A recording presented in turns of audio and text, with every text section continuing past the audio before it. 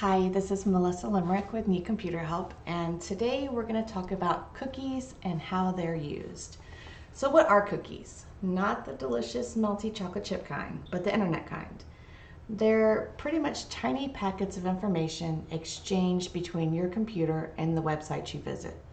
They allow websites to remember you, your logins, what you've looked at, and what you may be shopping for to include what's already in your cart.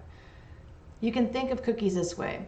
When you're valet parking your car, you give the valet your keys. In this case, the car can be your personal account, your shopping cart, or even just pages you visited. The valet hands you a ticket to identify you as a car owner.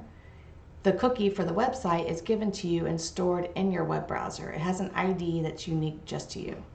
When you come back to retrieve your car, you hand the valet your ticket so they know which car is yours.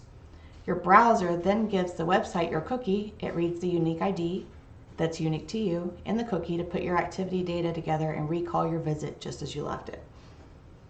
Cookies themselves aren't harmful. They can't infect computers with viruses or malware, but they can give cyber criminals a ton of private information about you. Most cookies are perfectly safe, but some can track you without your consent, and some can even be used to spy on you if a criminal does gain access to them. This is how you can check to see what your current cookie settings are and adjust them if you need to.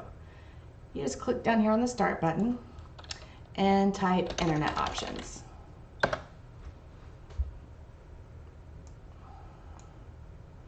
And this little pop-up will come up. Let's see. Come over here to the privacy tab and click on advanced. This is going to show you what your current settings are. So first-party cookies are generally considered safe and can be accepted. Third-party cookies, those are the cookies, say you go to a website and it's got ads all over it. So there's flashing ads on the website that have nothing to do with what that website's about.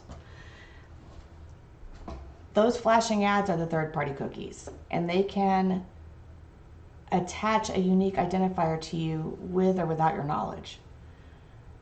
So always, blocking is probably the best way to do the third-party cookies. So I'm going to change mine to block. So now no third-party cookies should be allowed. And then you just hit OK and OK, and now your settings are there.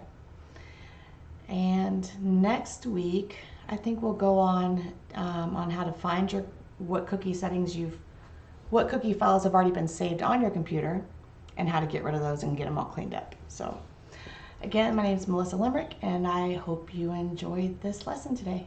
Thanks.